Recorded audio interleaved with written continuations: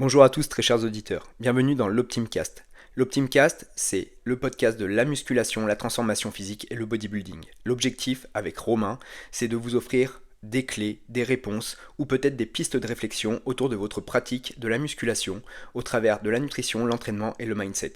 Je suis Anthony Mergou, coach sportif, infirmier en santé mentale, pratiquant de musculation depuis 20 ans et compétiteur en culturisme naturel. Et je suis accompagné de Romain Collat, compétiteur en culturisme naturel et pratiquant de musculation depuis 8 ans. Nous avons voulu que ces podcasts soient le plus vivants possible. Ainsi, il est possible que parfois certains sujets ne soient abordés qu'en surface. Donc n'hésitez pas, si vous n'êtes pas d'accord, si vous souhaitez débattre, ou si tout simplement vous avez des interrogations, à nous les mettre en commentaire et nous y répondrons dans de futurs podcasts. Nous vous souhaitons une bonne écoute. Bienvenue dans ce nouveau podcast, l'Optimcast. Donc là, épisode 2. Donc aujourd'hui, Optimcast, introduction à la psychologie, au terme de mindset, de performance, etc. Donc, qu'est-ce que c'est que la psychologie? Qu'est-ce que le mindset? Qu'est-ce que la préparation mentale? Et comment tout ça, ça peut vous aider, vous, pratiquant de musculation, pour avoir une pratique pour durer, une pratique saine, une pratique pour prendre un max de muscles, pour devenir ultra sec et pour devenir ultra fort. Voilà. Construction du podcast. D'abord, un petit point prépa. On vous parle un peu de notre préparation, où on en est, comment on vit le truc. Ensuite, on vous fait une petite question, voilà, qu'on nous a posée. Enfin, voilà. Ah, j'en ai une qui me vient, tiens, d'ailleurs. On la mettra. Une troisième. Il a été un peu taquin, mais voilà. Et puis ensuite, on parlera justement du fond du podcast. On abordera justement la psychologie dans la musculation. Allez, excuse-moi, vas-y Romain, tu peux Et reprendre. ça sera la trame pour tous les suivants. Alors ouais, la prépa se passe à peu près correctement. J'ai eu un bon coup de mou à un moment sur peut-être pas une semaine, mais une demi-semaine. Suite à quoi, tu m'as modifié la diète. On a réduit un peu les lipides pour augmenter les glucides. Est-ce que vraiment ça a un impact significatif? Moi, j'ai l'impression d'être un peu mieux. Après, c'est pas non plus mirobolant, hein. Là, j'ai le poids qui descend, qui descend. La pesée de ce matin, j'étais à 73,5 pour 1m74, donc ça commence à creuser un peu. Mais malgré tout, je vois que je suis toujours pas sec, écorché.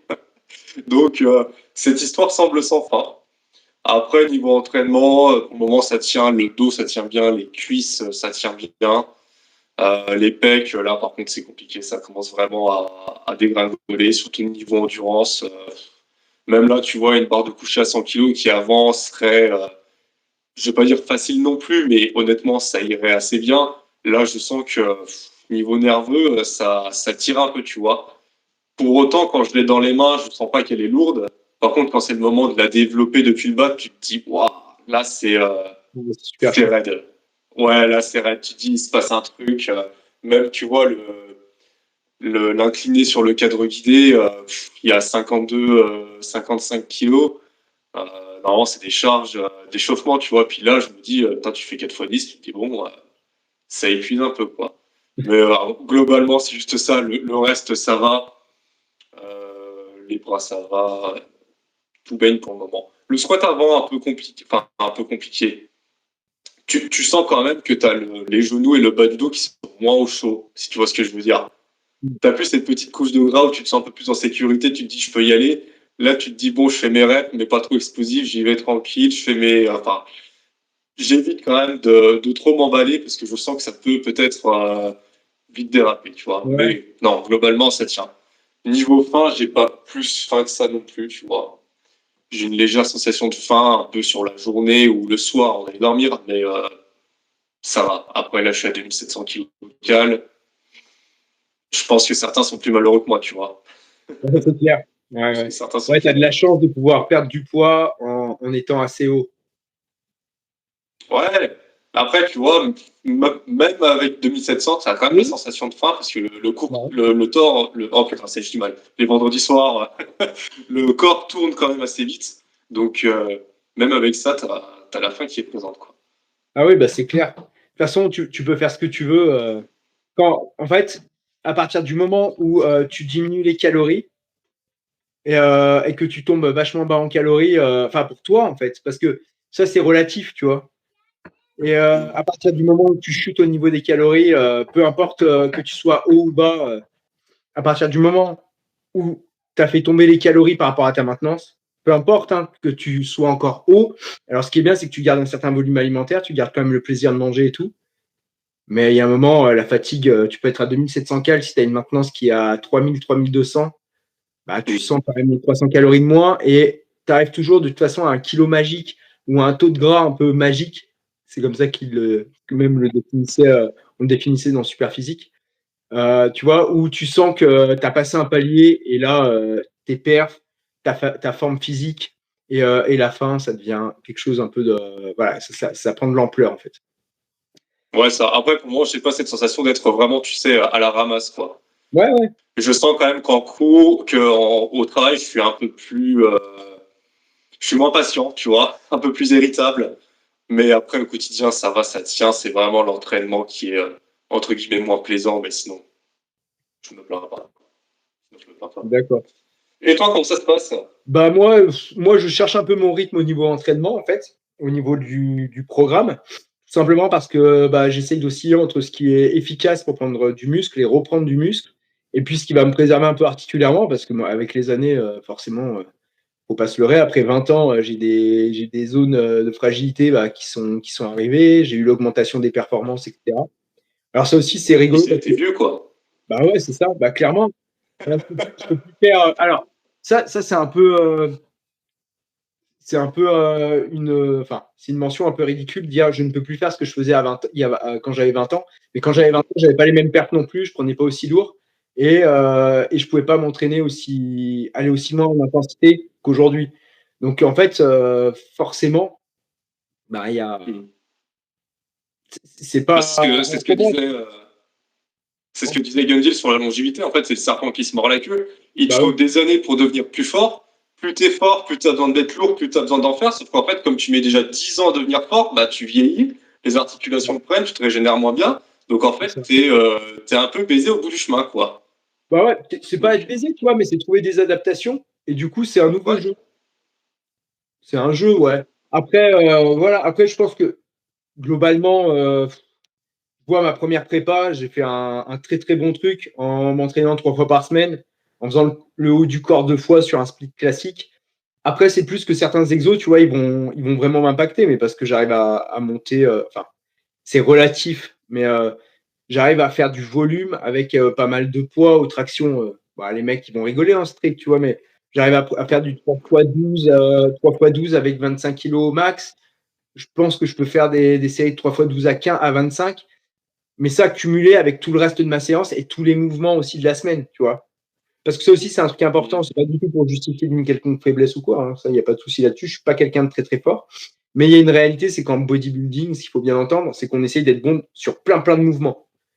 Et du coup, on peut pas être optimal sur quelques mouvements. Et surtout, on a une fatigue qui est très généralisée de partout, que ce soit articulairement ou nerveusement, en fait, qui est beaucoup plus Ouais, c'est même important. un avantage si t'arrives à faire de la viande en utilisant des charges qui sont pas non plus si énormes que ça préserve quand même sur le long terme, tu vois. Ouais, après, Là c'est où que. des fois, Ouais. je sais pas si t'as déjà croisé des fois des mecs, tu sais, qui sont hyper forts, tu sens qu'ils ont un système nerveux qui carbure à fond, ils ont des barres énormes, et en fait, ils ont pas le physique de leur perf. Et là, tu te dis, putain, va falloir pousser loin pour faire du muscle et tout. Ah oui. Est-ce que finalement, t'as pas des articulations ou des tendons qui vont lâcher avant Je pense qu'il vaut mieux être dans notre cas pour le culturisme que l'inverse. Après, Bon, ça après, peut. on sera pas des excellents power, mais bon. Non, après, je pense que ça dépend. Ça dépend ce qui crée ta faiblesse un petit peu. En fait, ça peut aussi vouloir dire, si on le réfléchit, que ton corps, il se traumatise plus facilement. Et un corps qui se traumatise plus, parce qu'en gros, c'est aussi le fait que, à un moment, l'effort est un peu traumatisant, qui fait qu'on déclenche aussi des signaux, tu vois. Parce qu'il y a une sorte de mécano-transduction. Enfin, en gros, il y a une réponse de la charge, du ressenti de la charge, etc. Enfin, bref, tout ce truc-là, tu vois. Et donc, est-ce qu'on peut penser aussi que c'est parce qu'on va être potentiellement un peu plus fragile ou qu'on aurait potentiellement plus de fragilité que le corps va justement essayer, va se développer plus en masse musculaire avec peu de charge, tu vois. Enfin, après, c'est très très dur à savoir, tu vois. Après, c'est sûr que voilà. moi, je fais une distinction, tu vois, mon ARM au coucher par rapport à ce que je peux, ou même au front squat, hein, par rapport à ce que je peux pousser en série longue, il est pas du tout, il n'y a pas de concordance. Tu vois, je peux faire une fois 140 au front squat, je peux passer 6 fois 130, 6 fois 135, et je dois en avoir une à 140, tu vois. Donc, Ouais. c'est pas du tout corrélé. Et pareil pour mon coucher, tu vois, quand je pouvais en faire, à l'époque, quand je pouvais en faire 12 à 100 ou 17 à 90, bah, je crois que j'avais un maxi à 115 ou à 120, tu vois. Non, mais ça m'étonne pas. Ouais, Ça m'étonne pas. donc voilà. Bon, bref. Donc la prépa, voilà, je suis un peu en train de me chercher. Au niveau alimentaire, c'est bien, ça grimpe tout doucement. J'ai pris 500 grammes. Je regonfle parce que j'ai eu une petite période un peu différente au niveau de l'entraînement. Là, je regonfle. Et pour l'instant, ça se passe plutôt bien. J'ai repris le développé couché, ce qui va très bien pour mes pecs, à moi.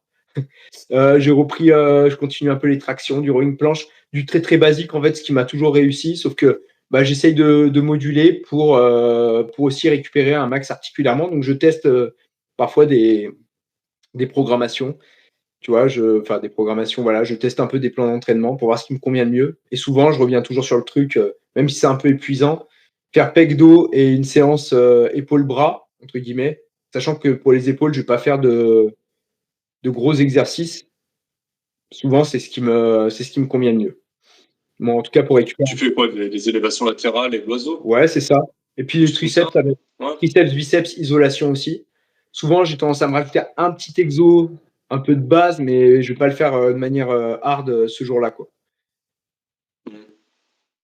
Et quand tu mixes le dos et les pecs, est-ce qu'il te reste du jus pour le deuxième muscle qui vient dans la séance ou est-ce que c'est quand même plus compliqué? Tu Après, fais les quoi en pecs sont un premier? point fort. Le dos, du coup, les pecs qui réagissent avec du coucher et de l'incliné. Clairement, je fais 6 séries de pecs et après, je dédie une grosse partie du travail au dos, tout simplement parce que bah, le dos, c'est quand même un gros. Enfin, on appelle ça, on le catégorise comme un muscle, mais c'est un Ouais. groupe musculaire qui est quand même sûrement la zone musculaire la plus riche, on va dire, en termes de nombre de muscles, etc., à bosser dessus. Donc, bah voilà, je lui dédie une plus grosse partie du travail. Et je suis quasi peu d'isolation pour les pecs. Ce que j'aime bien faire justement dans le pec dos, c'est inclure du pullover qui chez moi me congestionne un peu les pecs et qui me congestionne aussi le dos. Et voilà, tu vois, j'aime bien avoir ce double truc-là. Et puis voilà, ça me convient bien. Et, et jamais les triceps. De quoi Le Sur triceps, le bah, pullover, ils subissent, mais j'arrive à rester vachement en dos et pec, tu vois. ouais, moi aussi je fais du pullover, c'est les triceps qui Ouais, prennent absolument tout, c'est terrible. bah, tes points forts en fait. Sur des gros mouvements polyarticulaires, Ouais, non, mais ouais, c'est ça. Hein. à partir du moment, c'est ce que je disais, tu essayes de pousser en sécurité en faisant un max de performance, ce qui potentiellement bah, est le top pour l'hypertrophie, hein, en gros, bah, sur des mouvements de base, bah, en fait, c'est tes points forts qui vont prendre. Ils vont tout prendre dans la gueule. Après, tu peux adapter un petit peu pour essayer, machin. Mais globalement, pousser en sécurité, en essayant de faire un max de performance, en poussant le plus lourd possible, plus longtemps possible, au bout d'un moment, ton point fort, il va forcément prendre le dessus. Donc après, il faut trouver des stratégies d'adaptation, quoi. Faut aussi Ouais, moi aussi j'avais testé des trucs comme ça sur certains tirages, tu vas avec du tempo ou autre.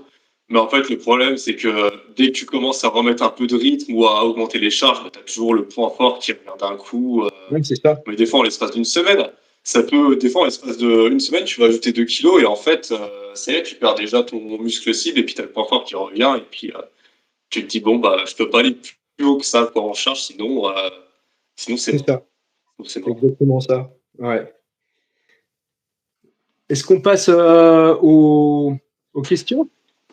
Ouais, sur le dernier podcast, on avait eu une question de Furax sur les séries en 8-12. Donc, il nous disait ça fait 4 mois qu'il a débuté la muscu, full body 3 fois par semaine avec cycle de progression. Enfin, bref, le classique. Séance de 2h30, 2h40. Bon, bah, c'est long, en même temps, full body. Tu sais que tu passes un sacré moment. Ouais. Et en filmant l'exécution de ces mouvements, comme il l'avait dit comme on l'avait expliqué sur le podcast, il se rend compte qu'effectivement, les séries de 8, ça dure vraiment une poignée de secondes, quoi. Il se demande si la fourchette de répétition, pour le moment, elle est bien par rapport à son niveau, ou est-ce que déjà il devrait adapter avec des séries plus longues? Qu'est-ce que toi t'en penses? Bah après, ça va dépendre du niveau de force, ça va dépendre du mouvement. Après, si les mouvements, pour l'instant, bah, avec son full body, sont maîtrisés, j'ai envie de dire, au bout d'un moment, il peut. Ouais, ça dépend un peu du niveau de force. Moi, j'aimais bien le principe des tableaux, tu vois. de Superphysique. Mm. C'est-à-dire que quand tu commences à atteindre le niveau silver, tu peux penser à rallonger un peu les séries. Après, il y a des questions pour certains exercices qui vont même pas se poser, hein. Les élévations latérales, les écartés, les mouvements un peu comme ça qui peuvent mettre les articulations dans des positions précaires, etc. vont mieux se prêter aux séries longues. Mais sur les gros mouvements de base, en tout cas, ça va aussi dépendre des facteurs limitants sur le mouvement, tu vois. Donc ça aussi à prendre en compte. Mais en gros, voilà, faut pas brasser de l'air non plus. Mais je pense qu'à un certain niveau, tu peux commencer à passer sur des séries longues. Mais il faut peut-être atteindre le niveau silver, on va dire, pour commencer à allonger un peu les séries en dehors de la fourchette 6-10, tu vois. Sur les gros mouvements de base, hein, j'entends. Après, voilà. Et par contre, pour son full body, bah, parce que ça aussi, je crois que c'est une question qui se posait, non? S'il fallait qu'il reste en full body. Ouais, bah là, tu vois, ça fait 4-5 mois qu'il est en full body. Moi, j'aurais tendance à dire que c'est bon de passer en half, tu vois, comme ça lui permet d'introduire des exos, peut-être un peu d'isolation et d'allonger les séries à certains endroits. Comme ça, il reste sur du classique, sur tout ce qui est polyarticulaire, et puis vraiment l'isolation, il peut tirer en longueur Voilà, sur la fourchette de rep, comme ça au moins, il commence à introduire ça petit à petit, puis il personnalisera au fil des mois. Ouais, c'est ça, ouais, je suis d'accord. Mais honnêtement, là, à 4 mois, faut pas se poser de questions. Tu progresses sur tes fourchettes de 8-12 ou même 6-10 si ça lui va. Du moment que ça progresse, continue à pousser, tu passes en half, t'envoies du volume sur l'ISO et puis la progression se fera toute seule, quoi. Ouais, voilà. Puis quand il a atteint un certain niveau de force, après, ça va être dépendant, hein. Mais là, il pourra peut-être envisager de passer sur des séries un peu plus longues, effectivement. Mais après, je sais qu'au coucher, tu vois, j'aime bien tourner. Là, je le fais pas, mais par période, j'aime bien tourner en 12-15. Puis même ce qui m'avait bien réussi, tu vois, c'est d'avoir une série très longue, enfin une série très longue, une série moyenne à la fin, tu vois, une série de 20, des choses comme ça. Ça me réussissait assez bien personnellement, mais parce que je prenais bien dans les pecs là où je voulais prendre. Et même si les triceps cramaient, de toute façon, les pecs, ils gonflaient à fond, quoi.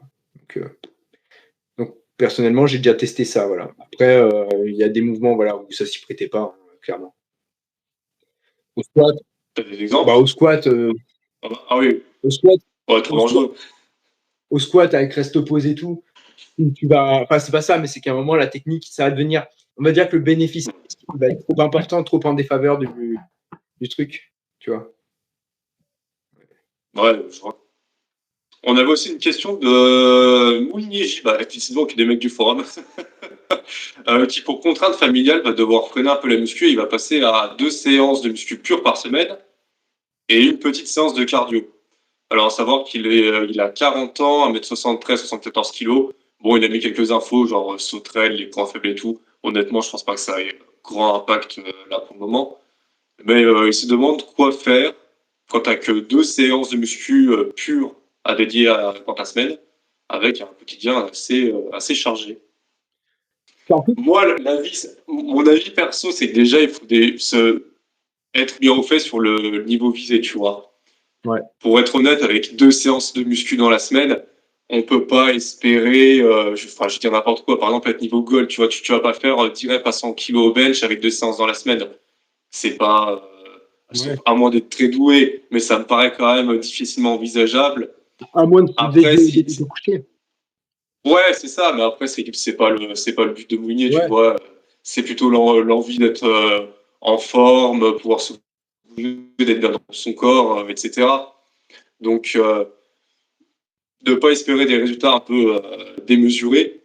Puis après, avec 2 séances par semaine, moi, j'aurais tendance à dire que tu fais 2 séances de half, et puis ça sera très bien, tu vois. Ouais. Pour te maintenir, pour bouger articulairement. Après, il peut faire un half, effectivement. Après, ça va dépendre aussi de son objectif et des muscles qu'il préfère prioriser et de ce qu'il a envie d'obtenir. Mais en gros, l'idée, c'est d'avoir les muscles qu'il a envie de prioriser en premier. Après, je connais bien la problématique en tant que père, et puis j'ai des gens comme ça qui n'ont pas le temps de s'entraîner, hein. C'est beaucoup les gens que j'aide, surtout après plusieurs années de muscu, souvent. Bah, c'est exactement ça le profil, hein, souvent. Et du coup, bah, quand arrivent des responsabilités supplémentaires, la vie, elle change, bah, voilà, il faut réadapter la pratique. Pour 2 séances, il peut y avoir plein de possibilités différentes. Si par exemple, tu n'as pas envie de faire les jambes, et j'en ai comme ça, bah, du coup, fais-les pas, quoi. Après, c'est chacun voit midi à sa porte. Tu n'es pas obligé de les faire. Donc, il y a des gens, voilà, ils vont pas faire les jambes. Bah, du coup, ça fait 2 séances haut du corps. Pour moi, c'est possible de progresser du coup vers un gros haut du corps. Si tu veux même inclure les jambes éventuellement à la fin de ces séances-là, haut du corps, parce que c'est pas une priorité, mais quand même, tu as un peu de culpabilité. C'est possible de rajouter un exo, tu vois. Tu peux faire un exo de presse à cuisse, j'en sais rien, même si ça crame. Moi, je l'avais déjà fait, tu vois, après des séances d'eau, quand je m'entraînais il y a longtemps. Ça passait. Et puis après, j'avais une autre séance où il y avait un exercice ischio. Tu vois, ça peut marcher un peu. Après, il faut que tu aies vraiment un point fort. Et après, tu peux carrément avoir une priorisation après dans le temps des points forts, points faibles. Tu vois ce qui réagit bien. Tu te dis, OK, bah, je vais peut-être mettre un peu plus l'accent que ça sur là-dessus sans lâcher complètement le truc.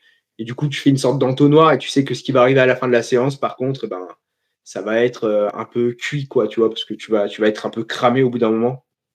Voilà, il faut juste l'avoir en tête. Par contre, si tu vois, je pense que tu peux atteindre des pertes après, il n'y a pas de souci. Après, ça dépend comment tu priorises les choses. C'est surtout ça. Si tu as une priorité pour avoir un gros développé couché en série longue et que tu mets l'emphase dessus, pourquoi pas? Après, c'est sûr que si tu veux avoir un physique super équilibré, c'est déjà beaucoup plus difficile. Ouais, parce que, Ouais. Bah là, tu vois, il dit avoir juste être esthétique, un peu fit. Il m'a donné des exemples de points faibles et points forts. Par exemple, il y a un point faible pec, des fémurs assez longs. Moi, j'aurais tendance à dire que si vraiment l'objectif c'est juste d'être bien puis de se développer globalement, ne pas non plus peut-être trop s'attarder sur les points faibles. Franchement, avec 2 séances dans la semaine, tu fais ce qui réagit bien. ouais, Au moins, déjà, en général, quand ça réagit bien, ça te fait plaisir. Tu progresses là-dessus. Puis je dis toujours que dans l'absolu, soit t'es balèze, soit tu l'es pas. Bah écoute, il aura des épaules, des bras, puis des fessiers, puis il aura moins de pecs, mais je veux dire, tant pis, quoi. C'est pas non ouais, plus. ouais, ouais, ouais. Après, sinon, ce qui peut se faire, ce que j'ai fait moi pendant un temps, c'est vraiment d'avoir des petites séances de 40 minutes. Je me souviens à une époque, quand j'étais étudiant, j'avais une séance où je faisais que les épaules, mais vraiment je faisais élévation latérale, l'oiseau, tu vois, c'était dans le garage avec des haltères, quoi. Bon, ça te prend une demi-heure, mais au moins le travail est fait, puis ça passe vite, quoi, c'est vite fait. Ouais, puis Donc ça, déjà, tu peux évacuer ça. ouais, ouais. T'avais une troisième question, me semble. Non, c'était un peu taquin. Je sais pas, quelqu'un me posait la question. Alors, c'est plus voir la question différemment. Du coup, parce que j'avais pas tout à fait compris, il me charriait un peu, je crois. Il me disait que penser des gens qui disent de ne pas faire de squat, mais qui en font. Alors, j'ai pas tout à fait compris le truc, tu vois. Moi, c'est plutôt, on va parler peut-être là-dessus un peu des exercices dangereux, tu vois, et de la mouvance, parce qu'aujourd'hui, il y a une mouvance un petit peu sur une sorte d'entre-deux.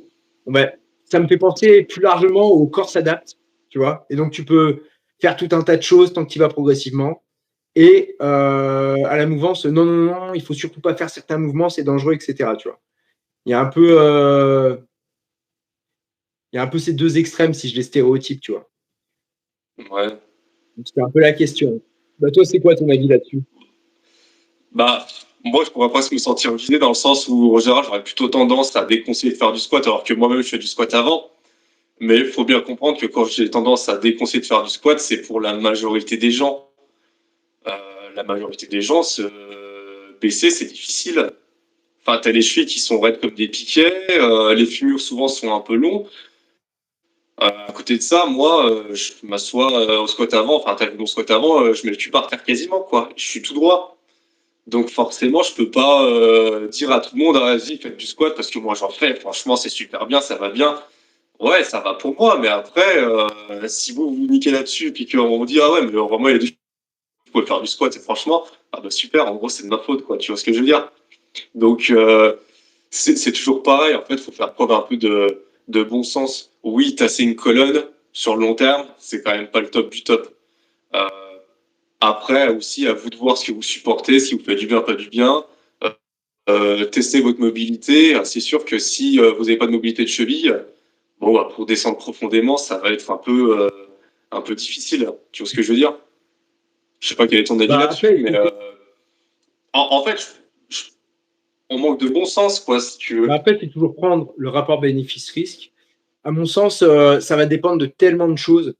Euh, alors, évidemment, il y a la morpho-anatomie, il va y avoir la mobilité, il va y avoir aussi comment tu pratiques le truc, tu vois, comment tu pratiques toi-même la musculation, comment tu vas pratiquer le mouvement. Est-ce que tu vas le pratiquer avec l'idée de faire une perf, tu vois, des perfs, des perfs, des perfs, parce qu'au bout d'un moment, en tout cas, dans la logique dans laquelle moi je suis, c'est toujours essayer d'augmenter les performances, progresser.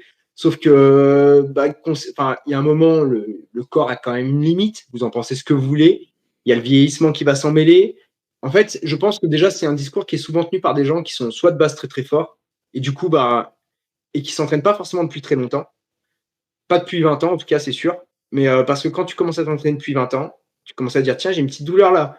Tiens, pour faire du squat, je dois m'échauffer déjà, 15-20 minutes», tu vois? Juste pour une séance de front squat, tu vois? Travailler ma mobilité, le gainage, travailler les genoux, tu vois? Parce que tu as un petit genou qui tire un peu, ça tire un petit peu dans l'ischio, tu as l'épaule qui tire machin, tu vois? Tu sens que tu es pas stable et tout.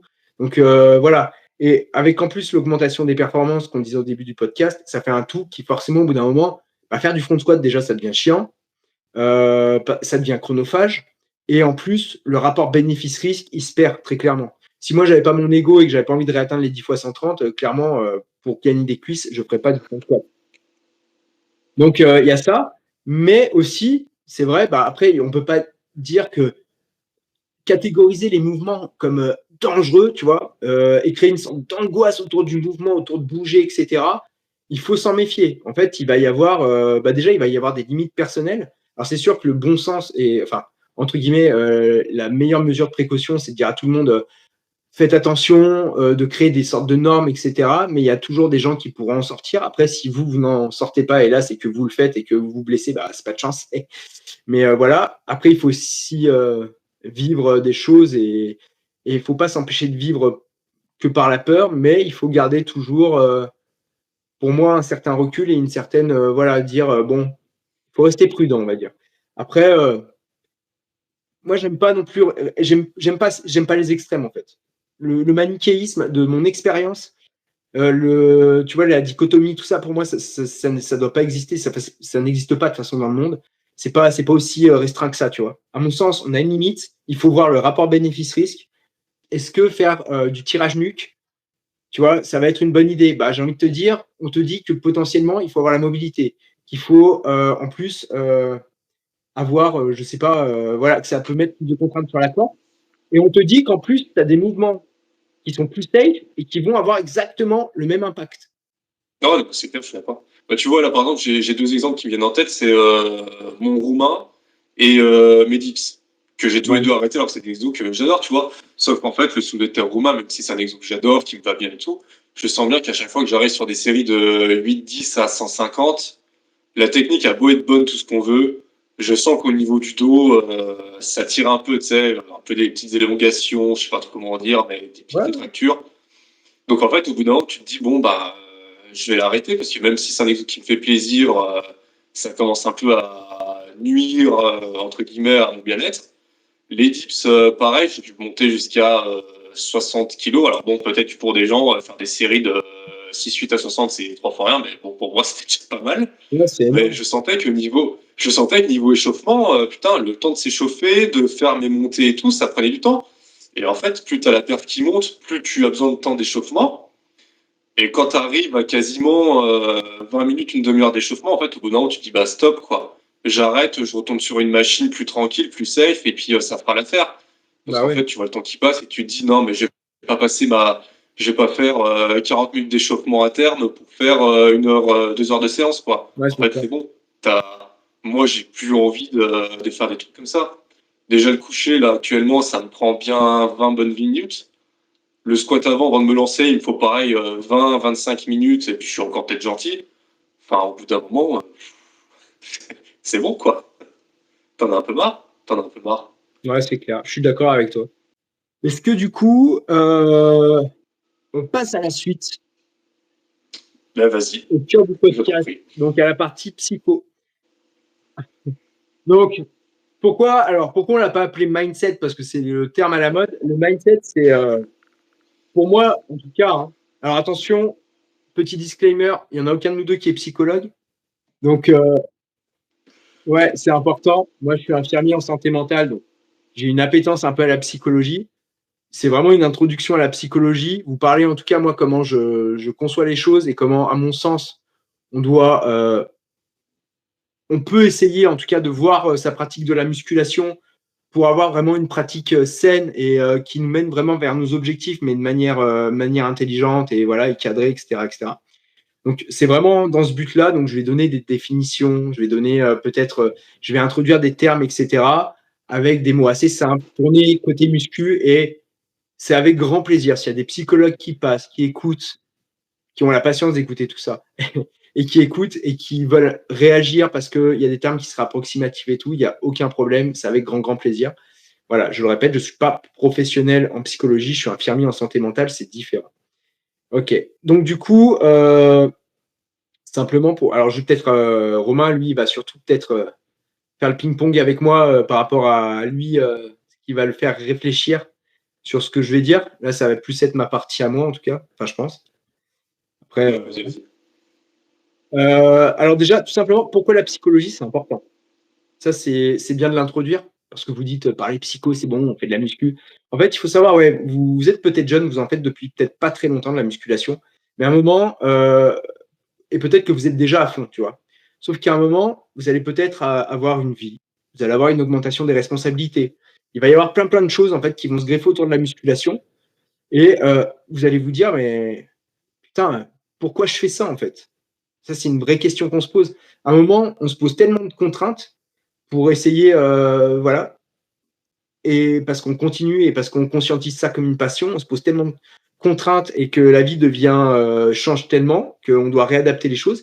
Et on se dit, mais pourquoi j'y arrive pas? Qu'est-ce qui fait qu'à un moment, j'ai encore besoin de manger hyper cadré? Pourquoi j'ai besoin de m'entraîner tout le temps? Alors, au-delà des effets physiologiques, mais ça, on y reviendra. Voilà, il y a plein de questions comme ça qui peuvent se poser.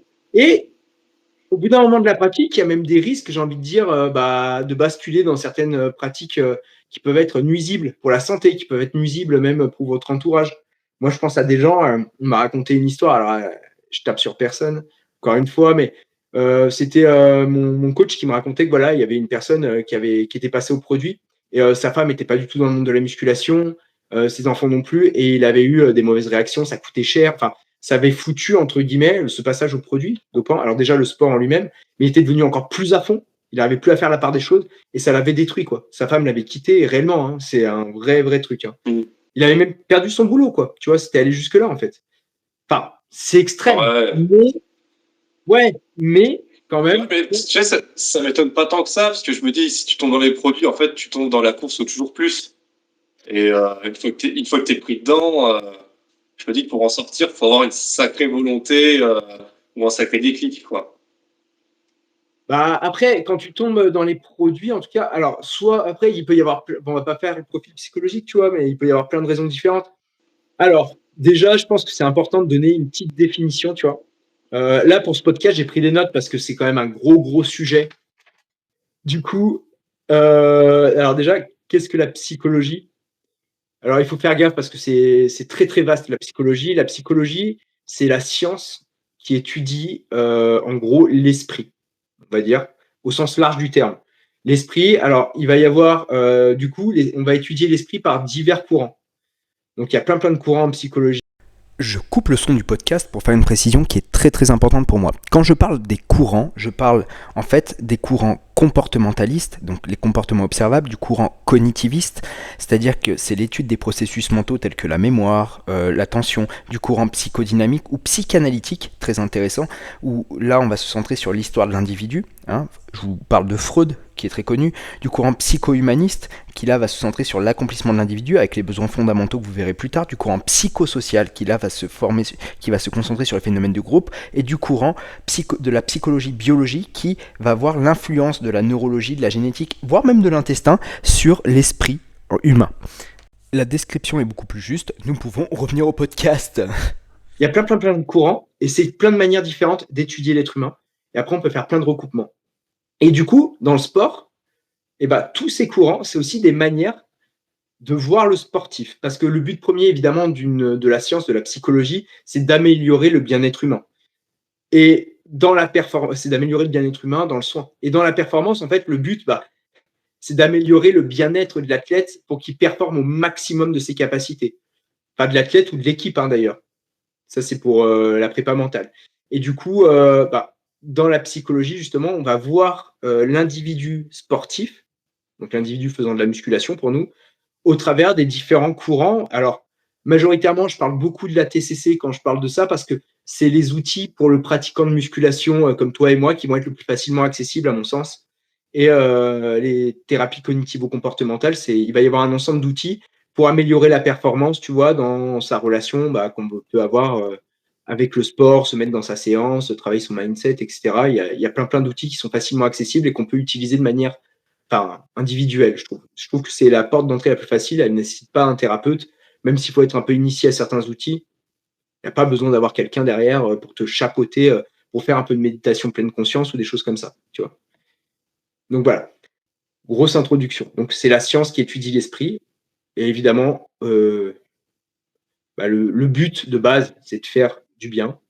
Après, on peut l'utiliser aussi de manière très malsaine pour manipuler les gens et pour manipuler les foules. Hein. Et la psychologie, en fait, il faut bien se rendre compte que c'est très, très utile. Enfin, c'est vraiment la science, je pense, qui fonde qui donne le pouvoir à nos dirigeants de comprendre l'être humain, comprendre son fonctionnement et comprendre un peu tout ça. Voilà. Pour moi, c'est une science presque fondamentale dans les sphères du pouvoir, tu vois. Mais bref. Voilà. Est-ce que l'introduction allait? Non, si, c'est bon, ça va, c'est bien. C'est clair et limpide, t'en fais pas. On suit Ok. pour. Ok, donc après, il va y avoir ce qu'on appelle le mindset. Alors, le mindset, ce qu'on appelle le mindset, souvent vous l'entendez à toutes les sauces, c'est l'état d'esprit, au sens propre du terme. Donc, l'état d'esprit, alors, en gros, c'est le mot veut tout dire, tu vois. C'est l'attitude, la manière dont vous allez appréhender les choses, autant appréhender la vie qu'appréhender votre séance. Voilà, comment vous allez, avec quel mood vous allez attaquer votre séance, tu vois. Quel état d'esprit, il n'y a pas mieux à dire. Donc, alors pour moi, j'en différencie un peu deux. Alors, il y a vraiment une différenciation. Il y a le fixed mindset, je crois, et le mindset de développement. Par exemple, il y en a d'autres, hein, mais le fixed mindset, c'est penser que les choses sont immuables, par exemple. Et puis, le mindset de développement, c'est penser qu'en gros, hein, je simplifie, mais qu'avec le travail, eh ben, l'individu peut se développer, tu vois. C'est avoir cette idée-là, si je bosse à fond, eh ben, je peux progresser, tu vois. C'est le bon mindset, entre guillemets, dans le sport. D'ailleurs, je fais une parenthèse parce que ça me permet d'introduire les shonen qui sont très à la mode aussi par les influenceurs qui parlent tout le temps des mangas, de Super DBZ, etc. En fait, il faut savoir que les shonen, c'est bien et pas bien parce qu'il y a à la fois de ce fixed mindset et il y a à la fois du mindset de développement. Alors, le mindset, c'est cool, hein, quand vous commencez. Il y a le mindset de développement parce que dans les mangas, on voit que le héros, il doit travailler pour devenir plus fort. Mais il y a un mindset un peu fixe parce que, en fait, ce héros, souvent dans les mangas, tu prends Naruto, prendre des BZ, machin, ils sont toujours prédestinés à. Ils viennent de races de Super Saiyan, ils viennent. Naruto, c'est une réincarnation, tu apprends que c'est la réincarnation de machin. Dans One Piece, tu apprends que les fruits du démon, ils choisissent un peu leur. C'est ça, hein, ils choisissent un petit peu machin. Enfin, tu vois, il y a toujours ce truc-là, en fait, finalement, qui nous ramène à une sorte de pixel mindset. Ouais, ok, il est peut-être travailleur et tout, mais n'empêche qu'il a un destin. Et du coup, ça, c'est un peu négatif, tu vois. Parce que ça dit, en gros, ça veut dire que si vous n'êtes pas doué, eh ben, même avec du travail, vous ne deviendrez jamais bon, tu vois. Ce qui n'est pas tout à fait vrai, déjà, parce qu'il y a des fausses croyances, et puis en plus, parce que quelqu'un qui travaille beaucoup peut doubler quelqu'un qui est doué s'il ne travaille pas assez, et le travail, c'est aussi très relatif. Mais bref, il y a plein de choses qui jouent là-dedans. Voilà, ça c'était la petite parenthèse, encore une fois, sur le mindset. Donc voilà, alors le mindset, moi aussi, j'en différencie deux pour le pratiquant de musculation. Il va y avoir la philosophie de vie, j'ai envie de dire. Donc justement, on revient sur le mindset de développement, c'est-à-dire que si dans votre vie, vous vous dites, avec le travail, je peux progresser, aller vers mes objectifs, etc., que comment aussi vous voyez l'échec pour rebondir après, comment vous envisagez la vie, comment vous envisagez la musculation, la progression, et après, ça se répercute dans tous vos domaines. Hein. Et puis, il y a le mindset, l'état d'esprit dans lequel vous arrivez aussi à votre séance au court terme. C'est-à-dire, j'ai fait un petit réel là-dessus. Tiens, vous arrivez à votre séance, vous n'avez pas la tête à ça. Vous êtes fait, votre boss, il vous a emmerdé. Vos vacances refusées. Vous recevez des messages parce que ça va pas à la maison et du coup, votre mec ou votre femme, il vous envoie des messages en disant putain, ça va pas, les gosses et tout, c'est la galère. En plus, il faut que tu fasses ça. Putain, il y a l'évier qui fuit. J'en sais rien, tu vois, tout le truc, tu vois. Et tu arrives avec tout ce package-là à la salle, tu vois. Sauf que tu as choisi d'être à la salle. Tu t'es dit putain, je vais quand même faire ma séance. J'ai envie de la faire. Tu as choisi d'être là. Tu vois, ou tu n'as peut-être pas envie de la faire, mais tu t'es dit, je suis quand même là. Tu vois, tu as choisi d'être ici. Maintenant, qu'est-ce que tu fais pour rentabiliser? La seule chose sur laquelle tu peux influencer, finalement, c'est là où tu es, l'espace dans lequel tu es, le moment dans lequel tu es, c'est-à-dire ce moment à la salle. comment tu fais pour te recentrer, pour qu'il soit le plus efficace possible, le plus productif possible, et pour, en plus, qu'il te soit bénéfique. Parce que le gros souci, c'est qu'on le sait, hein, quand tu arrives stressé à la salle, avec des pensées de merde, etc., tu as toutes les chances de faire de la merde dans ta séance. Zapper l'échauffement parce que tu vas être dans une sorte de mood un peu speed, te blesser, etc. Donc là, voilà, c'est pour ça. Les outils, hyper importants. Et puis, comment tu fais pour conserver la performance? Parce que tu dois bien passer sous une barre développée couchée quand tu n'as pas la tête à ça. Tu t'es mal échauffé, machin. C'est passer une perf, c'est la galère, quoi, tu vois. Tu peux pas être à fond dedans. Donc, qu'est-ce que je mets en place pour, tu vois, me refocus? Et puis ensuite, et bah, justement, ça permet d'introduire à la préparation mentale. Donc la préparation mentale, comme je l'ai dit, alors dans le cadre de la muscu, j'ai plutôt parlé justement des petits outils qui peuvent vous servir. Mais la préparation mentale, il faut l'envisager à travers tous les courants, hein, de la psy. C'est-à-dire que dans la préparation mentale de l'athlète, on va regarder les cognitions, comment fonctionne sa mémoire, comment fonctionne son attention, etc. On va regarder dans la psychologie un peu plus sociale, comment ça fonctionne dans l'équipe, les relations dans l'équipe et tout. Voilà, dans le comportemental, bah, ce qui nous intéresse un peu plus, peut-être les TCC, tu vois ce que je disais, les thérapies cognitivo-comportementales. Donc là, il y a plein d'outils qu'on peut utiliser très facilement, nous pratiquant la musculation, tu vois. Et donc du coup, bah, la préparation mentale, c'est vraiment voir le sportif dans tous ces aspects-là et comment je fais bah, pour qu'il atteigne c'est les outils pour qu'il atteigne ses objectifs et qu'il performe. Donc là, on entend beaucoup parler visualisation. Moi, je peux parler de la pleine conscience. On peut parler de la cohérence cardiaque. Tu vois, toutes ces techniques-là de relaxation, un peu sophro aussi, tu vois, ça peut aider. Tous ces trucs, voilà, travail de l'attention. Voilà, là, je vous ai donné toutes les définitions. Gros package, c'est cadeau, c'est maison. À réécouter 2 ou 3 fois si c'est pas clair, mais normalement c'est bon, c'est clair. Ça fait une bonne dose d'information, mais au moins tout est défini. Ouais, bah, je suis un peu obligé de définir les choses parce qu'en fait, pour les gens, Oui. il faut pas que ce soit trop ésotérique pour vous parce qu'en fait, la psychologie, très longtemps, ça a été une science molle. Faut le dire, ça a été considéré par les sciences dures, c'était les maths, tu vois, la physique, voilà. Les sciences de l'esprit, c'était vraiment vu comme des sciences molles. Et en fait, aujourd'hui, je pense que c'est devenu une science à part entière avec, voilà, avec maîtriser en plus cette science, sincèrement, c'est vraiment avoir un truc hyper puissant entre les mains, tu vois. Ensuite, je voulais parler d'un truc qui pour moi est fondamental pour bien que vous compreniez, c'est la motivation à faire de la musculation. Voilà. Ça, c'est un truc dont j'ai déjà parlé parce que alors moi, j'aime pas du tout le discours, la discipline bat la motivation parce que la motivation, c'est temporaire. J'ai une vision un peu autre du truc, parce que moi, je la vois à travers ce qu'on appelle les besoins fondamentaux. Les besoins fondamentaux, qu'est-ce que c'est? Ça a été théorisé par je crois que c'était un psychologue. Après, j'ai pas tous les noms en tête, hein. C'est vraiment de souvenir. J'ai relu là mes cours et tout, mais Maslow, donc Maslow, en gros, il a établi une pyramide des besoins. Et cette pyramide des besoins, en fait, donc, elle a été recatégorisée ensuite par un psychologue un peu plus tard, mais en gros, j'aime bien comme il l'a catégorisé, comme ça c'est simple. Il y a les besoins physiologiques, les besoins psychologiques et les besoins sociaux. Et après, il y a eu d'autres besoins, d'autres psychologues ont théorisé d'autres besoins, mais comme ça, au moins, ça permet d'être simple. Donc, les besoins physiologiques, c'est quoi? Bah, pour que l'individu soit heureux, il doit répondre à des besoins. Donc, les besoins physiologiques, qu'est-ce que c'est? C'est boire, manger, respirer, dormir. Ok, ça, c'est nos besoins physiologiques. Si l'un de ces besoins-là n'est pas comblé, étant donné que ça met le corps en péril, ça met on peut en mourir, et bah, l'individu, il va tout faire pour les combler avant même de se soucier du reste. C'est-à-dire que tu es d'accord que si tu crèves la dalle, ton besoin d'aller t'entraîner, tu l'oublies, quoi, tu vois. Très clairement, tu vois. C'est la première chose que tu vas faire, c'est essayer de manger, tu vois. Donc voilà, les besoins physiologiques. Ensuite, il y a les besoins dits psychologiques. Donc dans les besoins psychologiques, alors il y en a un qui est un petit peu entre les deux pour moi, c'est le besoin de sécurité. Et celui-là, il est super important et on en reparlera après pour vous donner un exemple parce que le besoin de sécurité, c'est simple. Il y a des gens qui ont bien compris que c'était un besoin sur lequel on pouvait appuyer très très facilement pour vous faire des choix. Nos politiques, ils ont très bien compris ça, hein, le besoin de sécurité.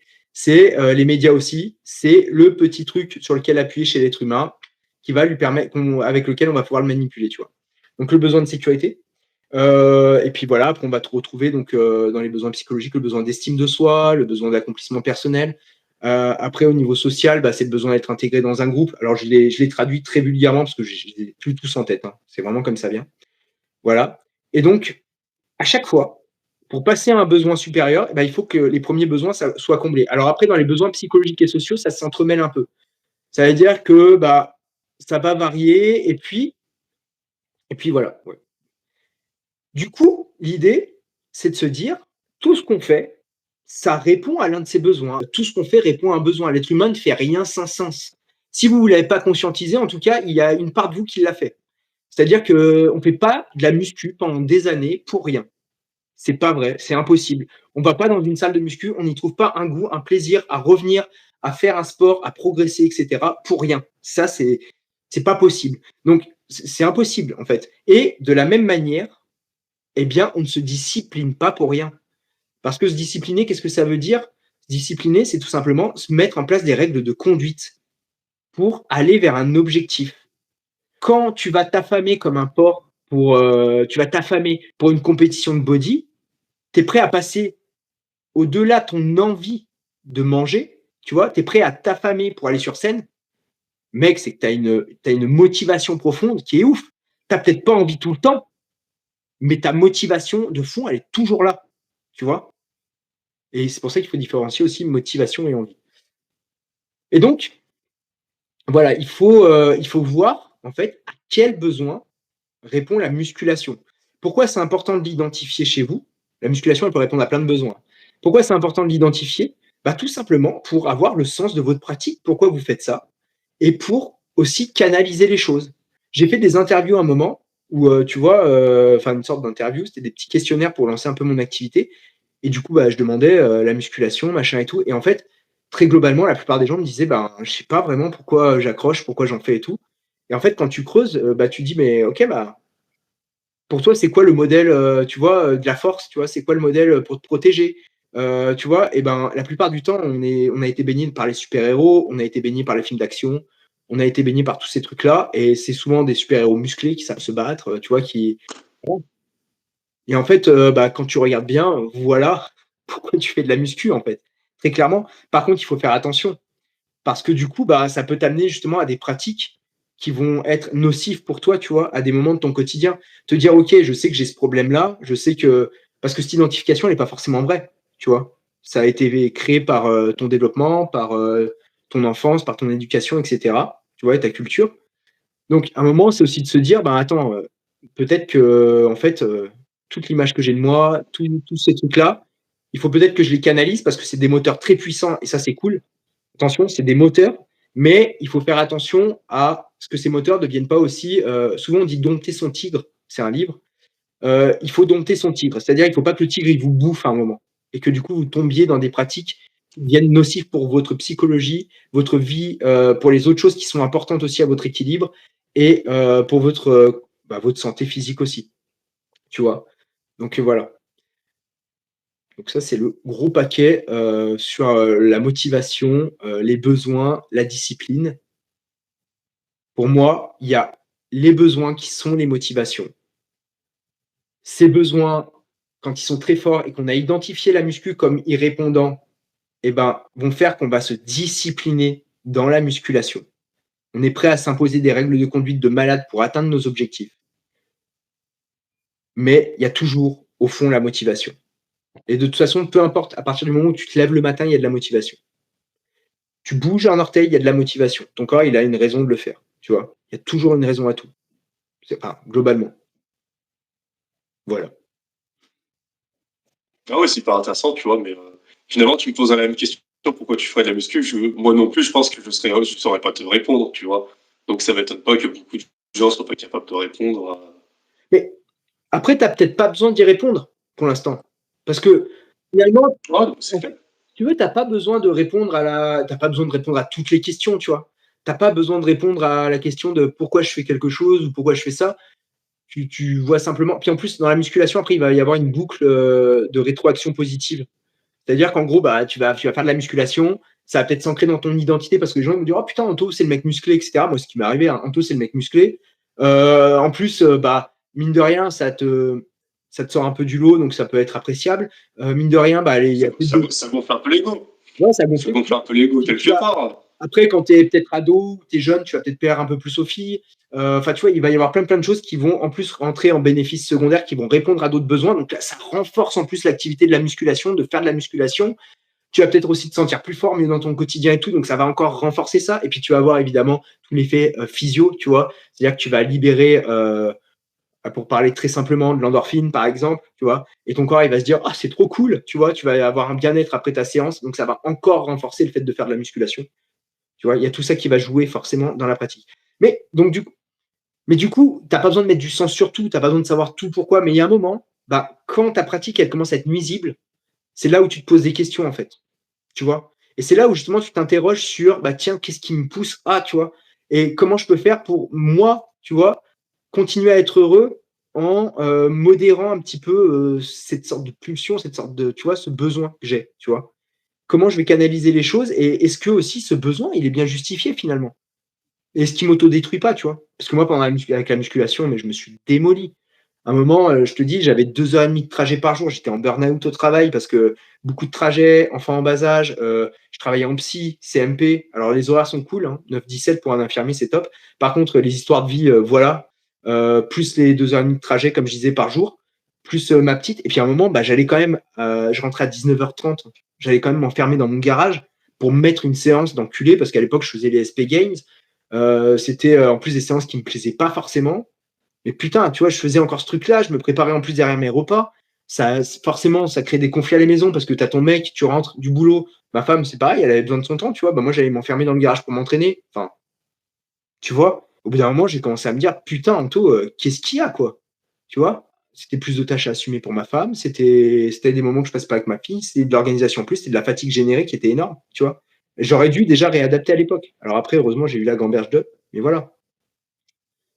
Et c'est à partir de ce moment-là où tu te poses vraiment des questions sur putain, qu'est-ce qui m'anime? Pourquoi je fais ça? Moi, j'ai eu des mecs dans mes élèves qui ont dopé et ils ont une vie de famille, ils vont pas faire de la compétition, tu vois. Et à un moment, bah, il faut quand même interroger la chose. Pourquoi tu t'es chargé là? Pourquoi tu as un mal-être aussi profond pour arriver au dopage alors que tu sais pertinemment que tu feras pas de compétition, que tu as bien vu que le dopage en plus c'était éphémère, parce que ça a été le cas, tu vois. Euh, putain, en fait, à un moment, tu vois, j'ai eu un autre élève, pareil, il fait de la musculation depuis des années, j'en ai plein. Et il se retrouve papa et il dit, ben, il partait en vacances, ça se passait mal avec sa femme, bah, parce que forcément, il partait en vacances, il tirait la gueule parce qu'il peut pas s'entraîner, parce qu'il devait manger au resto et ça l'angoissait. Tu vois? Toutes ces choses-là. Après, en plus, il faut faire attention aux connaissances. Ça aussi, c'est super important, tu vois? Parce qu'on est plein de fausses croyances, plein de fausses connaissances qui, en plus, vont appuyer sur ces angoisses, tu vois? Et c'est aussi pour ça que tout à l'heure que je parlais, attention avec les mouvements dangereux, tout ça. Il faut faire attention à la personne qui vous véhicule ces angoisses dans les réseaux sociaux, à travers ses dires, etc. Il faut bien avoir conscience qu'on a un humain derrière l'écran et qui nous véhicule aussi ses propres peurs, tu vois? Ça, c'est super important à entendre. Quand quelqu'un vous véhicule quelque chose, peu importe le crédit que vous lui accordez, il vous véhicule quand même une partie de ses angoisses, une partie de ses peurs, une partie de son vécu qui n'est pas forcément une réalité globale, tu vois, qui n'est pas forcément votre réalité à vous. Donc, voilà. Donc, bon, j'ai essayé de faire. Court. Ouais, je suis désolé, c'est la passion qui parle, je m'emballe là, c'est la passion. Non, mais c'est bien, au moins c'est exhaustif. Voilà, encore un truc hyper concret. Moi, j'ai besoin d'être admiré par les autres. C'est un truc. Ça fait partie de moi, c'est comme ça. J'aime pas ce truc-là, mais je sais que ça fait partie de moi. Tu vois, petit, j'étais un peu ignoré parce que j'étais un peu gros, tout ça. Et je sais que ce truc-là, il fait partie de moi. Et je sais que quand je vais à la salle et qu'il y a du monde, eh ben, je peux me donner 15 fois plus sous une barre. Tu vois, parce que c'est comme ça. Je vais avoir besoin de montrer aux gens, tiens, regarde ce que je sais faire, tu vois. Regarde mes capacités. Sauf que quand il y a du monde et que, tu vois, je vais des fois pas me canaliser et je vais en faire trop. Ça m'est déjà arrivé plein de fois. Tu vois, je vais faire des trucs qui sont pas prévus dans la séance pour essayer d'impressionner, tu vois. Mais ça, du coup, tu vois, l'avoir conscientisé, ça me permet de me canaliser en me disant, attends, Anto, tu retombes dans ton travers, il y a du monde à la salle, il y a machin que tu vois qui fait la brute et tout, t'as envie de lui mettre dans la tronche, tu vois, lui dire regarde moi ce que je fais, machin, tu te prends pour un fort, tu joues le show, etc. Regarde, tu vois, et je sais que j'ai ce truc-là, tu vois. Et donc, du coup, je sais qu'à un moment, il faut que je me dise non, non, Anto, calme, c'est pas dans la séance, tu vas faire n'importe quoi, tu vas niquer ta récup, tu vas te fatiguer pour rien, en plus, ça sert à rien, tu vois. Oh, canalise. Par contre, je sais aussi que c'est un auteur. Donc, c'est pour ça que j'aime bien quand il y a un peu de monde à la salle, parce que je sais aussi, bah, moi, ça va intuitivement, inconsciemment, me pousser, tu vois, à donner. Voilà, et ça, c'est un très très bon exemple d'avoir identifié un besoin et de s'en servir comme un moteur et de le canaliser, tu vois. Là, c'est drôle parce que tu vois, quand tu décris ça, tout ce que tu fais, je me dis j'ai des comportements similaires, mais j'ai pas l'impression de les avoir pour les mêmes raisons. Et pourtant, la finalité est quasiment la même. Tu vois ce que je veux dire? Ouais. Donc, quoi, tu peux avoir deux chemins de pensée différents qui peuvent aboutir quasiment à la même finalité, ou du moins très similaires. Ouais, après, je te dis, on a tous à peu près les mêmes besoins, hein, mais on va Bien sûr. identifier mais on va y répondre avec des choses un peu différentes, c'est contextuel, ça change aussi avec le temps. Et par exemple, le besoin de sécurité, je voulais en parler, tu vois, les médias s'en servent beaucoup. Bah, si tu as identifié que la sécurité, c'était avant tout la sécurité physique parce que tu t'es fait défoncer la gueule quand tu étais gosse, machin et tout, tu as regardé DBZ, tu as fait amalgame, sport combat, musclé, machin, et donc tu vas te foutre à fond au sport combat pour te protéger, tu vois. Et tu peux avoir identifié par contre que la sécurité, si tu as été pauvre, c'est le pognon. Et tu feras tout pour en gagner et pour éviter cette insécurité si tu en as été traumatisé. Le besoin de sécurité, deux réponses différentes selon les contextes et le vécu, tu vois. Et bref, c'est super. Enfin, moi, je trouve ça super intéressant. Tu vois, je trouve qu'en fait, au bout d'un moment de la pratique, si vous pratiquez très longtemps, sauf si vous faites comme beaucoup de gens, en fait, à vivre que de la musculation comme un taré, moi, je trouve que c'est. Alors, chacun voit midi à sa porte. Je trouve pas ça toujours hyper épanouissant, tu vois, d'être. Après, c'est. Ouais, non. Non, ça, c'est un jugement. Je vais pas le dire comme ça parce que ça, c'est vraiment mon jugement à moi. Mais ouais, moi, en tout cas, moi, ça me plairait pas de vivre que la muscu, tu vois. Parce que j'ai des potes qui sont pas du tout. Enfin, tous mes potes sont pas dedans, ma femme n'est pas dedans, ma famille. Et je suis assez heureux, tu vois, d'avoir plusieurs choses qui m'intéressent, d'avoir plusieurs passions, de pouvoir communiquer différentes choses et tout, et de pas vivre enfermé dans le microcosme de la musculation, bodybuilding, culturisme. Parce qu'il y en a, typiquement, c'est un peu ça. Mais je vais pas juger parce que tant que les gens sont heureux, finalement, c'est le principal. Tu vois. Bref. Voilà. Ouais, non, moi je comprends, ça peut un peu appartenir à deux mondes et puis finalement tu tires un peu le meilleur des deux. Non, mais je vois tout à fait, c'est un peu pareil pour mon cas personnel. Mais c'est vrai qu'au bout d'un moment, même si t'adores la muscu, tu sens que passe un moment de la journée, t'as aussi eu ta dose, tu vois. Enfin, là, par exemple, moi je le vois avec la prépa. Franchement, une fois que j'ai fait ma séance, que je me suis tapé le posing et tout, c'est bon, quoi. J'ai envie de faire autre chose, tu vois. La muscu, ça va bien un temps, j'ai beau être passionné, j'ai beau aimer ça. T'as envie de parler d'autre chose, de faire autre chose, quoi. C'est plus enrichissant, je trouve, que de toujours vivoter autour de la même discipline, du même sujet. Ouais. Ouais, moi après moi c'est un autre vécu quoi. Moi c'était enfin moi ouais, je sais pas pourquoi, moi c'était vraiment une obsession, on va dire à un moment. Moi c'est-à-dire à l'époque je m'entraînais, je pensais muscu, je m'endormais muscu, je pensais à mon entraînement du lendemain tout le temps. Je pensais à ma séance du soir. Quand j'allais en stage, j'ai toujours fait en sorte que ma vie professionnelle, elle me permette de m'entraîner. J'essayais toujours de m'adapter pour que je puisse m'entraîner tout le temps. Je pensais qu'à ça, qu'à ça, qu'à ça, qu'à ça. Tu vois, quand je vivais de la merde, c'était, enfin vraiment, moi ça a été, j'étais sur Superphysique H24 sur les forums. Quand j'étais pas à la salle, j'étais sur les forums, à toujours chercher des trucs, à chercher à dialoguer, à parler de muscu. C'était vraiment, mais tu vois, s'il y a une obsession comme ça, c'est qu'il y a un souci. À un moment, voilà, souvent on parle d'activité de substitution aussi ou de choses comme ça, tu vois, parce que bah, il y a eu plein de choses, tu vois. Mais voilà, et à un moment, l'obsession, c'est pas bon, tu vois. Être enfermé dans un microcosme, enfin pour moi, hein, être enfermé dans ce microcosme, tu vois, j'ai vu que ça me nuisait parce qu'en fait, en réalité, j'avais plein d'autres sujets qui me plaisaient, quoi. Puis j'avais pas envie que ma vie, ça soit que la muscu, quoi. Tu vois. Enfin bref, ça Tu c'était. vas pas pleurer, c'est bon. Non, non, non, mais par contre, tu vois, j'en ai un peu marre du discours aujourd'hui des mecs. Bah, ça colle un petit peu avec la mentalité actuelle, mais du guerrier, tu vois. Non, en fait, les gars, vous n'êtes pas des. Je vous le dis dans les yeux. En fait, vous n'êtes pas des guerriers. Sortez de ça. En fait, un être humain, c'est un être humain. Il est fait d'angoisse, de peine, de tristesse, de besoin, de choses comme ça. Et en fait, vous êtes ces personnes-là, en fait. Tu vois. Donc, arrêtez de vendre de la discipline pour essayer de cacher, parce qu'inconsciemment, il y a un peu de ça, je pense. Essayez de cacher en fait ce qui est à la fois un moteur et une force et une faiblesse, selon les contextes et comment ça s'exprime, parce que c'est réellement ça en fait. Tu vois. Les gens se cachent derrière la discipline parce que la discipline, c'est quelque chose de dur, tu vois, de guerrier, de spartiate. Je veux dire, on s'affame, on se domine, tu vois. Mais en fait, les gars, c'est pas vrai. Vous vous dominez parce que derrière, il y a un besoin à remplir, quoi, tu vois. Et les besoins, c'est pas chouette, quoi. Avoir des besoins, oh là là, j'ai des besoins, tu vois. Bah ouais, mon pote, t'as des besoins psycho en fait. T'es un être humain, quoi. Redescendez un peu. Ouais, Mais puis la bon, discipline dans le loisir, honnêtement, la discipline dans le loisir, j'ai quand même du mal à y croire. Enfin, je pense que toi comme moi, il n'y a pas de discipline. En fait, ça se fait tout seul. C'est parce qu'on a plaisir à faire l'activité en elle-même. On se ouais, force pas. bah oui. Enfin, moi, je suis content d'aller à la salle, tenir la diète. Bah, en fait, ce que je mange, ça me fait plaisir, donc c'est facile. Euh, y a rien de, rien n'est dur, quoi. Ça se fait tout seul. Oui, oui, oui, je suis d'accord. Enfin bref. Et en fait, voilà, ouais, non, mais j'ai fini. Ouais.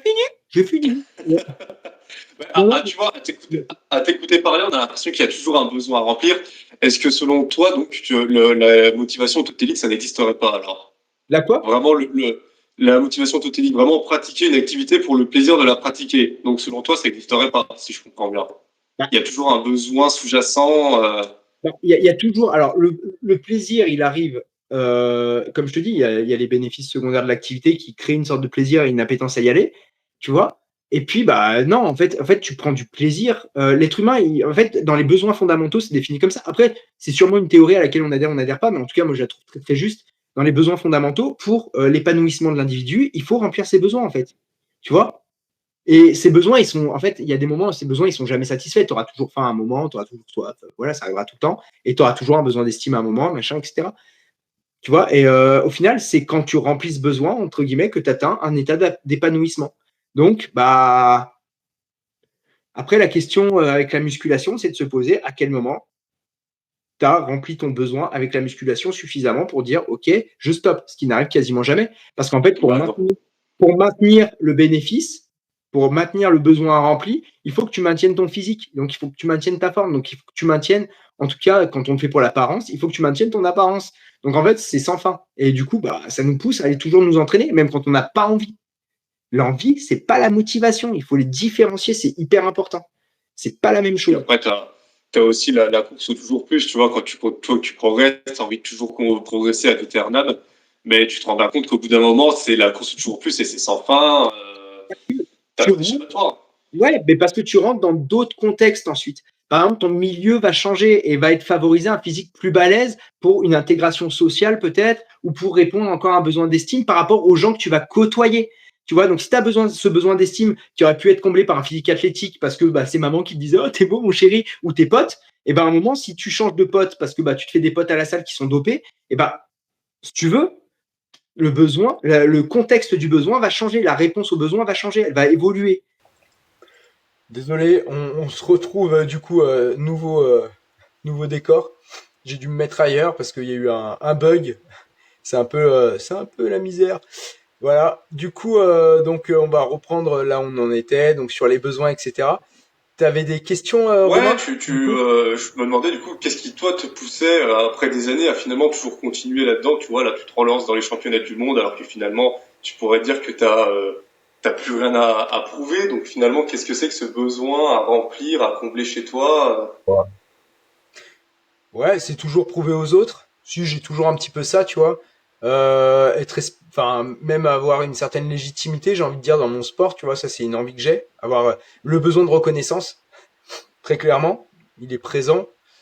Un besoin aussi d'estime, hein, clairement. C'est-à-dire que être aimé par les autres, bah, c'est aussi un peu mieux s'apprécier par soi-même parce que c'est être valorisé socialement, etc. Dans ce que j'aime, dans ma passion. Tu vois, il y a un peu tout ça qui s'exprime, je pense, dans ces. Après, tu vois, le travail pour le culturisme, je l'ai moins fait. Et puis surtout, ça légitime pour moi ma pratique. Au-delà de me légitimer moi-même, ça légitime ma pratique. Ça légitime le fait que je fasse de la musculation. Ça donne un sens au fait que je continue à pratiquer. Parce que sans les compétitions de body, très clairement, bah, je me tournerais soit vers un autre objectif, soit je ferais de la musculation santé. Tu vois, je me mettrais à courir, je ferais autre chose.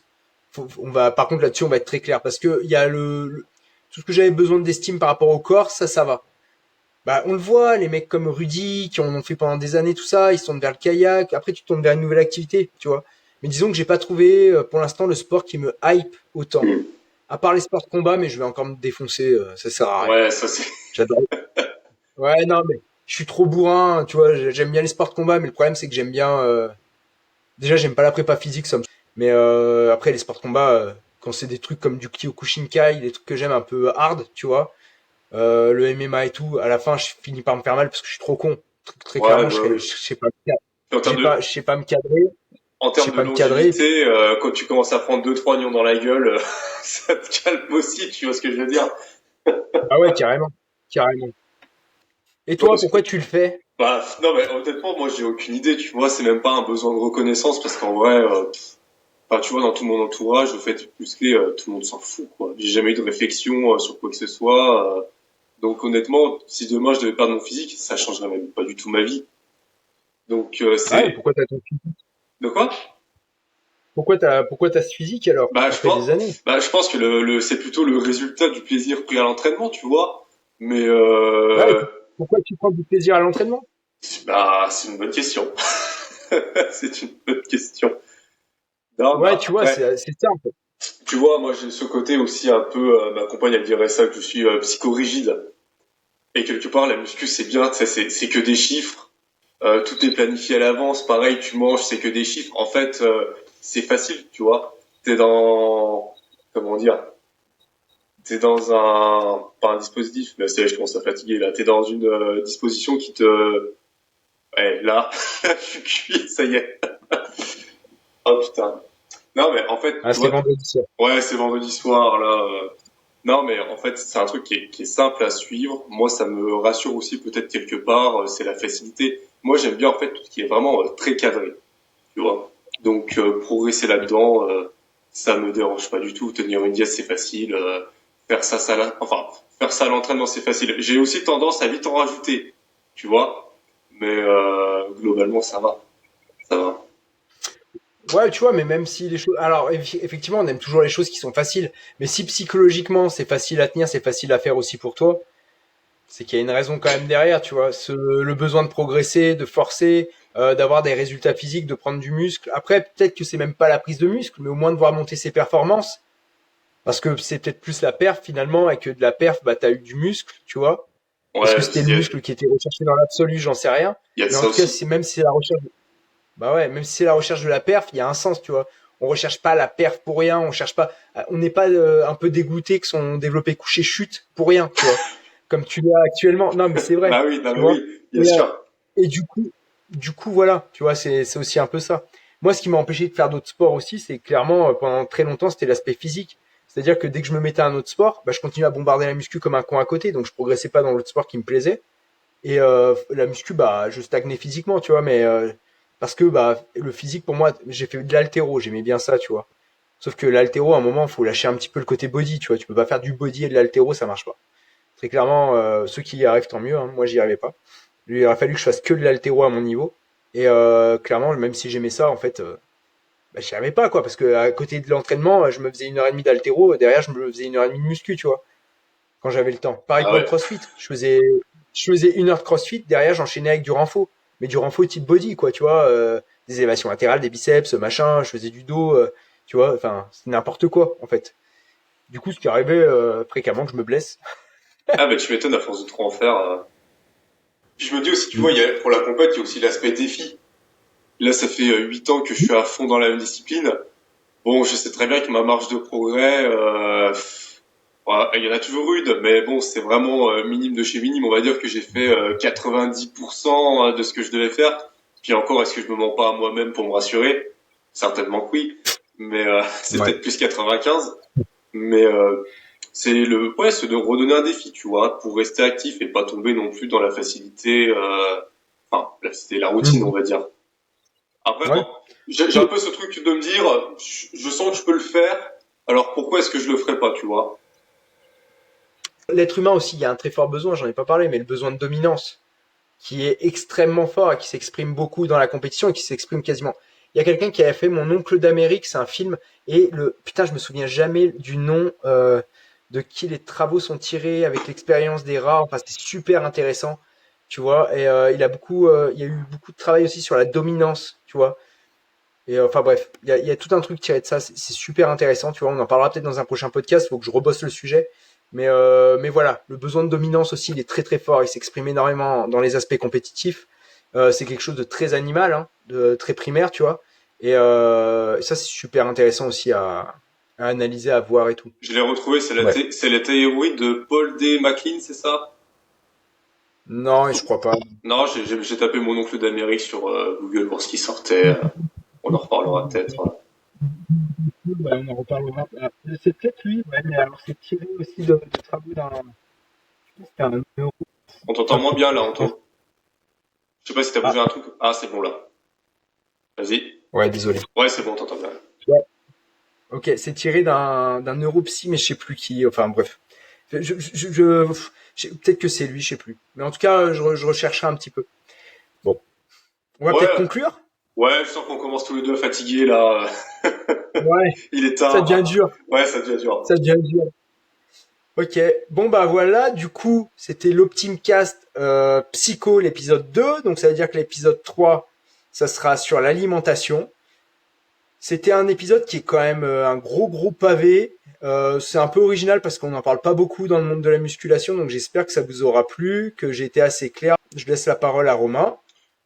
Ouais, bah écoutez, pensez bien à mettre des commentaires sur le podcast pour réagir ou même dire si vous n'êtes pas d'accord, ce que vous avez pensé, ça fait toujours plaisir. Si vous avez des questions, n'hésitez pas à les poser.